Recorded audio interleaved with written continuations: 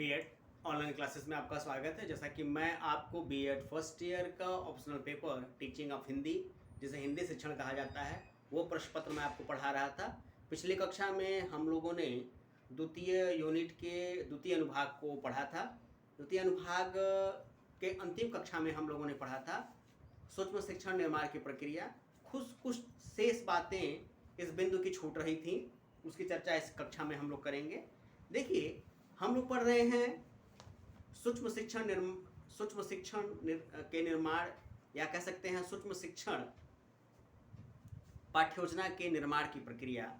कि सूक्ष्म शिक्षण हेतु जो पाठ्योजना बनाएंगे उसमें किन किन बिंदुओं को शामिल करेंगे, किन किन तत्वों को हम शामिल करेंगे।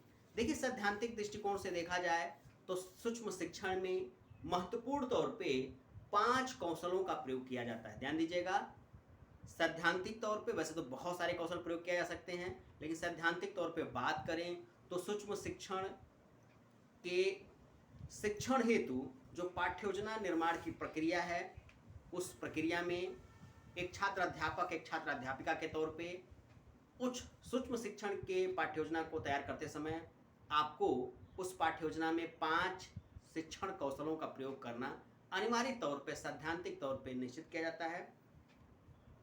ध्यान दीजिएगा, अगर सैद्धांतिक दृष्टिकोण से देखें तो सबसे पहला जो कौशल एक प्रयोग करना है आपको सूक्ष्म शिक्षण के पाठ्योजना के निर्माण में, वो आपका होता है प्रस्तावना कौशल। किसी भी शिक्षण की प्रक्रिया का सबसे महत्वपूर्ण और सबसे प्रभावी जो कौशल होता है वो प्रस्तावना कौशल।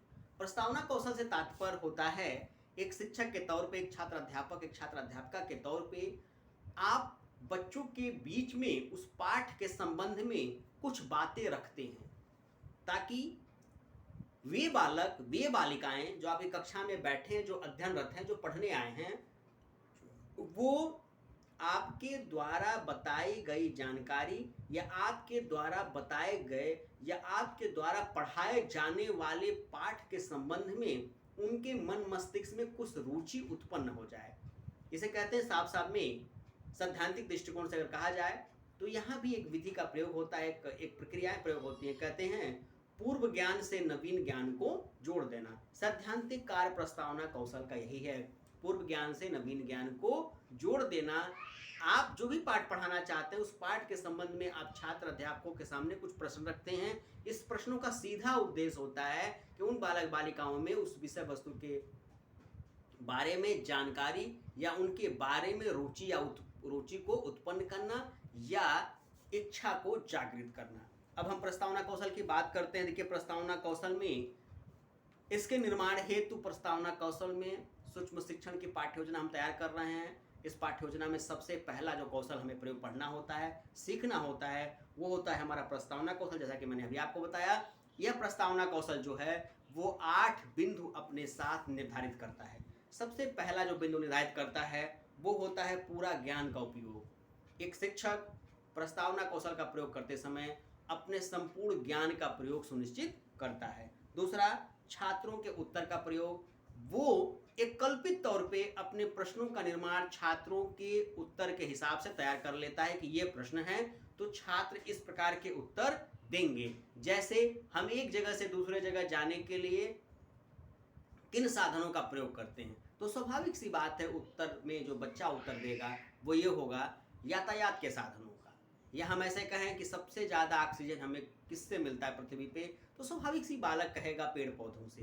तो एक प्रक्रिया होती है, एक परिकल्पना होती है, इसलिए कहा जाता है सबसे पहला प्रश्न बनता है पूरा ज्ञान का उपयोग। दूसरा होता है छात्रों के उत्तरों का उपयोग। तीसरा होती तारतम्यता। तारतम्यता से तात्पर्य यह है कि प्रश्नों का जो आधार होगा एक क्रमांक अनुसार होगा। इसी क्रमांकता को आपको अपने शिक्षण की व्यवस्था में शामिल करना है कि एक एक करके आप अपने प्रश्नों को, एक अपने ज्ञान के बिंदुओं को, शिक्षण के बिंदुओं को लेंगे, एक एक करके बच्चों के समस्याओं का समाधान आप सुनिश्चित करेंगे। जैसे हम जीवन जीने के लिए किसका प्रयोग करते हैं, हम जीवित कैसे रहते हैं, तो सांस लेते हैं। सांस कहाँ ऑक्सीजन लेते हैं, ऑक्सीजन कहाँ से मिलता है, तो पेड़ पौधे से मिलता है। पेड़ पौधे कहाँ पे रहते हैं, तो पृथ्वी पे रहते हैं। इन पेड़ पौधों के कट जाने से क्या होगा, ऑक्सीजन कम हो जाएगा। तो तारतम्यता मतलब प्रश्नों का जो क्रम है उसमें तारतम्यता होनी चाहिए। पहले प्रश्न का जो उत्तर आए उसी से दूसरा प्रश्न बने, दूसरे प्रश्न का जो उत्तर आए उसी से तीसरा प्रश्न बने, और तीसरे प्रश्न का जो उत्तर आए वो पूरा का पूरा उस पाठ्य से जुड़ा हुआ हो। तारतम्यता होनी चाहिए। चौथा है मूल पाठ की अग्रसरता है। प्रस्तावना में ही संपूर्ण तथ्यों की जानकारी ज्ञात हो जानी चाहिए, ये विशेषता होती प्रस्तावना की। पांचवा है सहायक सामग्री का प्रयोग। कभी कभी तमाम ऐसे बिंदु होते हैं जो प्रश्नों की सहायता से बच्चों के मस्तिष्क में कल्पित नहीं किया जा सकते हैं, इसीलिए कहा जाता है सहायक सामग्री का प्रयोग कि चार्ट, चित्र, मॉडल, आकृतियाँ, प्राकृतियाँ कुछ ऐसी चीज़ें हैं जिनकी सहायता से हम अपने प्रकरण, हम प्रस्तावना या हम अपने द्वारा दिए जाने वाले ज्ञान को कक्षा में प्रस्तुत कर सकते हैं। जैसे हमें एक विज्ञान के शिक्षक के तौर पे बच्चों को पौधे के बारे में पढ़ाना है कि ये पौधा है, तो सामान्य सी बात है कोई छोटा सा पौधा हम बच्चों के बीच में लेके चले जाएं, तो ये होती है सहायक सामग्री का प्रयोग। छठा होता है उपयुक्त अवधि सीमा, कि आपके मस्तिष्क में एक परिकल्पना पहले से तैयार रहनी चाहिए कि हमें 5 कौशलों का प्रयोग करना है, 40 मिनट की कक्षा हमारी है। तो स्वाभाविक बात है कि अगर एक कौशल पे हम 5 से 7 मिनट देंगे तो 5 कौशल को पूरा करने पे 7 से अगर हम 5 में गुणा करेंगे तो कुल 35 मिनट हमें नामांकन प्राप्त होगा कि 35 या 40 मिनट में हमें अपनी कक्षा को समाप्त कर देना है। सातवां होता है तकनीकी उपयोगिता या विज्ञान का ज्ञान। सही बात है, किसी चाहे हिंदी भाषा शिक्षण की बात करें हम या हम किसी अन्य भाषा के प्रशिक्षण की बात करें, उस सिद्धांतों को प्रयोग करते समय, प्रस्तावना कौशल निकालते समय हम तकनीकी का प्रयोग भी कर सकते हैं। जैसे ये सैमपट जो है, ये सैमपट एक तकनीकी का हिस्सा है। ये चौक जो है जिसे हम लेखन कहते हैं, भी एक तकनीकी का ही हिस्सा है। आठवां और अंतिम होता है तत्कालीन घटनाओं से संबंध। कोशिश ये की जाए पाठ्योजना के प्रस्तावना प्रश्न को तैयार करते समय आवश्यक और कोशिश ये की जाए कि ज़्यादा से ज़्यादा ऐसे प्रश्नों का निर्माण किया जाए जो बालकों को स्वतः स्वाभाविक तौर पे प्राप्त हो जाए। अब दूसरा आता है प्रश्न कौशल। ध्यान दीजिए, वो प्रस्तावना कौशल, दूसरा था प्रश्न कौशल। प्रश्न कौशल का विशेष कार्य होता है सूक्ष्म शिक्षण की पाठ्य योजना तैयार करते समय दूसरा जो महत्वपूर्ण बिंदु है वो होता है प्रश्न कौशल। प्रश्न कौशल को तैयार करते समय 2-4 बातें महत्वपूर्ण होनी चाहिए, वैसे तो 8 महत्वपूर्ण बातें हैं। नंबर 1 है व्याकरणिक शुद्धता, ध्यान दीजिएगा, नंबर 1 है व्याकरणिक शुद्धता। दूसरा है प्रकरण से संबद्धता। तीसरा है स्तर अनुरूप भाषा। चौथा है संक्षिप्तता।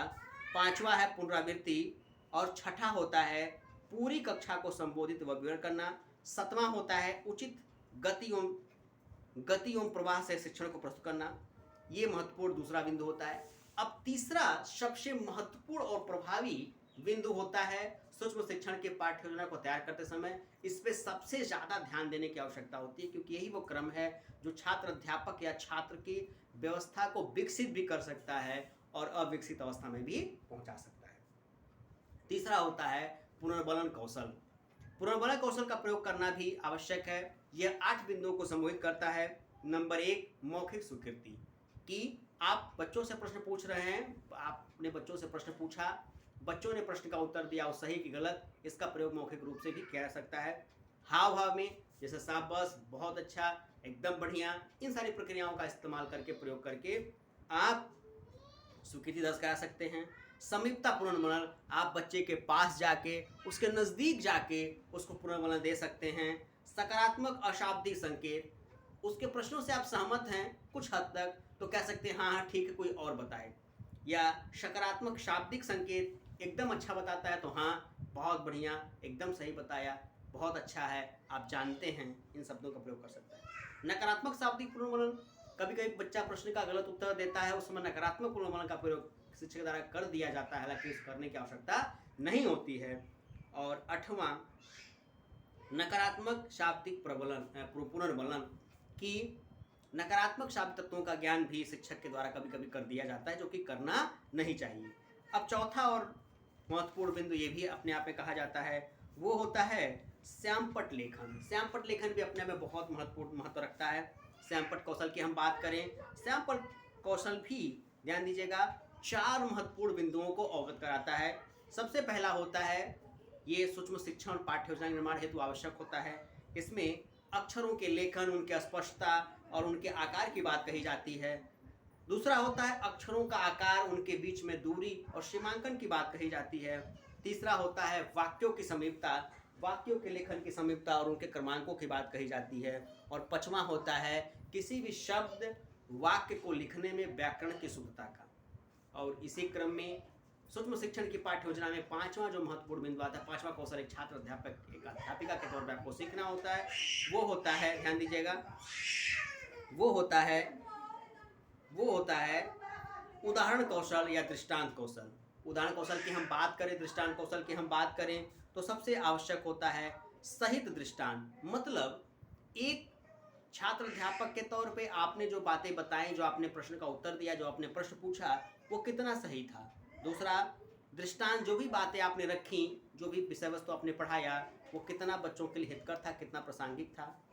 तीसरा कहा जाए वो कितना रोचक और महत्वपूर्ण था। चौथा उन छात्रों ने किस प्रकार के चीज़ों को सीखा और उसका उत्तर कैसे दिया, क्या उसके ज्ञान से आप प्रभावी हुए, अप्रभावी हुए।